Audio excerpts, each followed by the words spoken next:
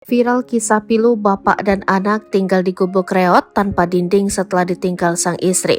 Sebuah video memperlihatkan nasib pilu yang dialami oleh seorang bapak dan anaknya viral di media sosial. Bapak dan anak tersebut mengundang simpati warganet lantaran harus tinggal di sebuah gubuk reot tanpa dinding. Bahkan bapak anak tersebut tidur di atas tanah dan hanya beralaskan selembar tikar tipis. Video memperlihatkan kisah pilu bapak dan anak itu dibagikan oleh akun TikTok Polisi Desaku. Dalam cuplikan video singkat tersebut, terlihat seorang anggota kepolisian datang menemui seorang pria bersama anaknya tinggal di sebuah gubuk reot. Keadaan tempat tinggal mereka terlihat menyedihkan dan tidak layak untuk ditinggali. Pada pukul 11 pagi, laporan diterima mengenai keberadaan seorang pria bernama Iwan dan anaknya yang tinggal di pondok sederhana di tengah kebun jati di RW 3 Dusun Blese.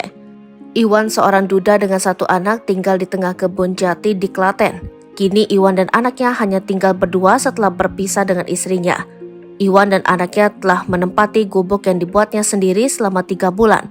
Pondok tersebut terlihat sangat sederhana dan tidak layak untuk dihuni, dengan atap terbuat dari sisa kayu yang dirakit dengan alat seadanya. Sementara tak ada dinding penutup gubuk tersebut. Mereka tidur di atas tanah dengan tikar tipis tanpa dinding yang memadai. Setelah menerima informasi dari penduduk setempat, petugas terlihat melakukan evakuasi terhadap keluarga tersebut.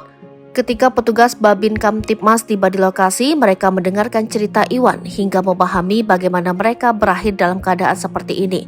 Saat ini, keluarga Iwan dapat merasa sedikit lega karena telah dipindahkan ke tempat tinggal yang lebih layak. Anak Iwan juga dapat belajar dengan tenang dan nyaman tanpa khawatir kehujanan lagi. Unggahan itu kini viral dan sudah ditonton ratusan ribu oleh warganet. Tak sedikit dari mereka yang meninggalkan komentar dalam unggahan itu.